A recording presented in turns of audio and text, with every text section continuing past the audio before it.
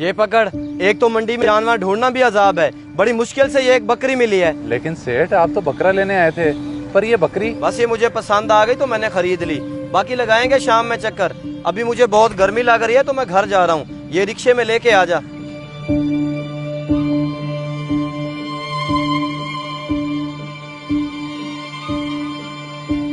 बल्कि पैसे मेरी जेब में तो किराए के पैसे ही नहीं है।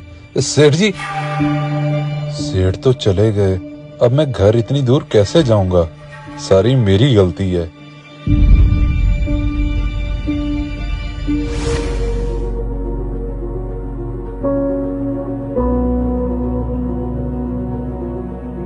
जी भैया, ले आए जानवर? किधर है? हाँ, एक बकरी खरीदी है मंडी से और वो मुलाजिम लेकर आ रहा है पीछे। चले ठीक है, मैं समझा आप ले आए हैं।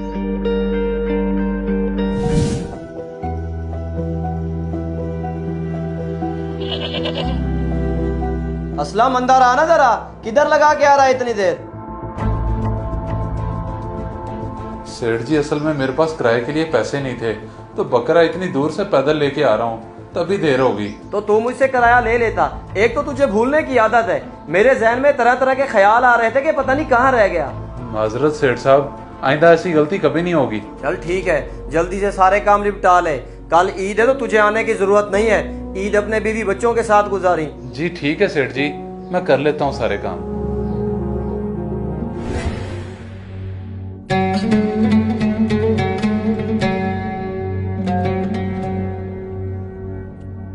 आपने इस बार ईद पे फिर से पुराना सूट पहन लिया है। कहा भी था ईद के लिए तो नया बनवा लें। बेगम, क्या है इस सूट को? अच्छा भला तो है, और वैसे भी बड़ी ईद पे कौन सूटों को देखता है?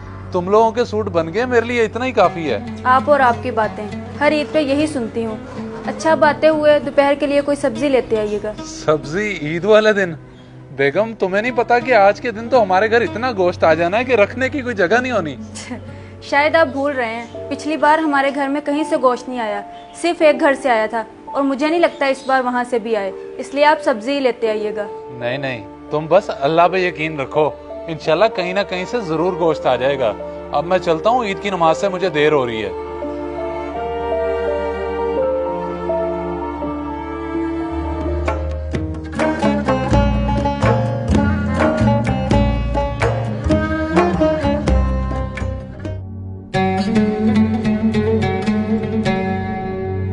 बेगम, मैं पढ़ आया हूँ ईद की नमाज, तुम बताओ कहीं से आया गोश्त? प्याज तो मैंने काट लिए हैं, लेकिन अभी तक कहीं से नहीं आया, और मुझे नहीं लगता कोई दे के भी जाएगा। अच्छा, तुम फिक्र ना करो, मैं मालिक के घर चक्कर लगाता हूँ और कोई काम भी दिखाता हूँ, और आते हुए गोश्त लेता हूँगा। ठीक है, आप लगाएं चक्कर, लेकिन जल्दी वापस आइएगा, ये ना हो सारा दिन उधर ही गुजार दें। हाँ हाँ, मैं जल्दी वापस आ जाऊंगा, बस तुम प्याज वगैरह काट के रखो।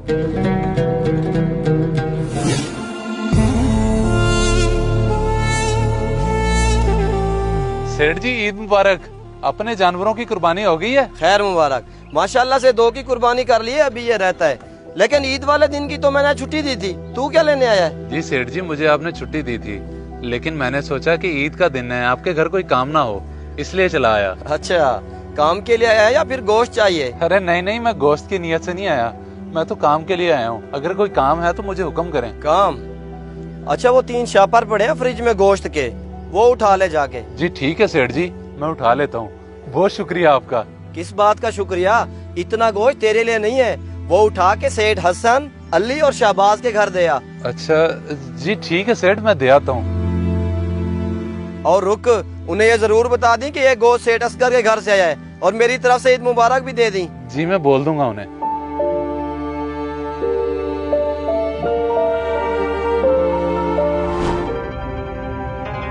इतना सारा गोश्त असगर ने मेरे घर भेज दिया? जी जी, सबसे ज्यादा गोश्त उन्होंने आपके घर ही भेजा है, और वो तो आपको ईद मुबारक भी बोल रहे थे। खैर मुबारक, लेकिन ये गोश्त मैं नहीं रख सकता, क्योंकि मेरे घर तो पहली 2 कुर्बानियाँ थी।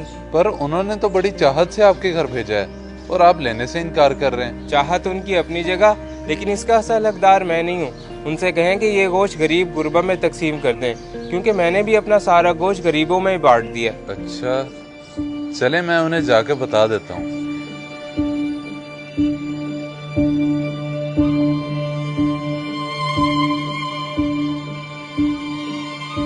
बल्कि 1 मिनट, ये इतना सारा गोश्त है मैं मालिक को क्यों दे रहा हूँ वापस?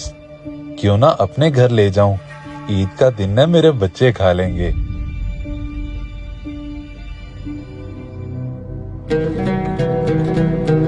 इतना सारा गोश्त आपके उस कंजूस मालिक ने आपको दे कैसे दिया? बस तुम ये समझो कि अपने मालिक से बड़े धोखे से निकलवा के लाया हूँ मैं ये। धोखे से?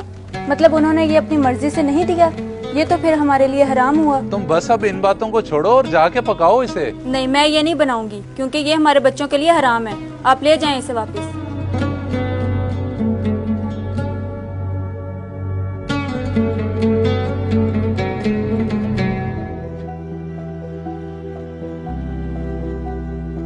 सेठ जी, अली और शहबाज साहब ने तो गोश्त रख लिया है, लेकिन हसन साहब ने गोश्त लेने से इनकार कर दिया है। इनकार कर दिया है? लेकिन क्यों? क्या कह रहे थे वो कह रहे थे कि हमारे घर तो पहले ही 2 कुर्बानियां हैं, आप ये गोश्त किसी गरीब को दे दें। गरीब को दे दें? चल तो ऐसा कर, ये गोश्त जाके बीबी जी को दे दे, वो फ्रिज में रख लेंगी, बाद में काम आ जाएगा हमारे। जी ठीक है सेठ, मैं दे देता हूँ।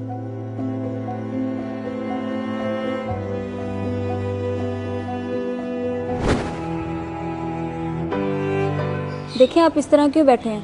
मैंने तो कहा था आपसे हमारे घर कहीं से गोश्त नहीं आना। सही कह रही थी तुम, बस मैं ही गलत उम्मीद लगा बैठा। एक घर से 4 बोटियां आई हैं और घर में इतने फर्द हैं, अब उन 4 बोटियों का क्या करें? अच्छा मैं करता हूँ बंदोबस्त और लाता हूँ कहीं से सब्जी, बस तुम फिर जरा जल्दी से बच्चों को बना देना।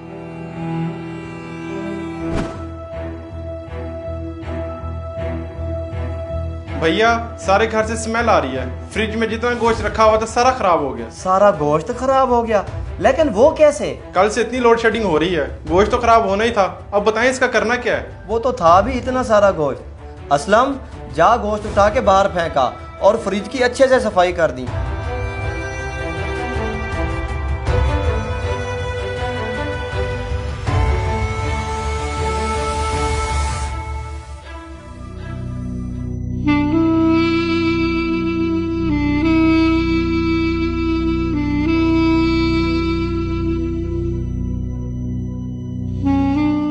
इतना सारा गोश्त जरूरतमंदों तक नहीं पहुंचा, बल्कि फ्रिज में पड़ा खराब हो गया, और मेरे बच्चों को ईद के दिन गोश्त नसीब नहीं हुआ। मेरे मालिक उनको नवाज जो गरीबों का एहसास करते हैं। इस वीडियो को सदका जारिया समझकर जरूर शेयर करें। हो सकता है आपका एक शेयर किसी की जिंदगी बदल दे।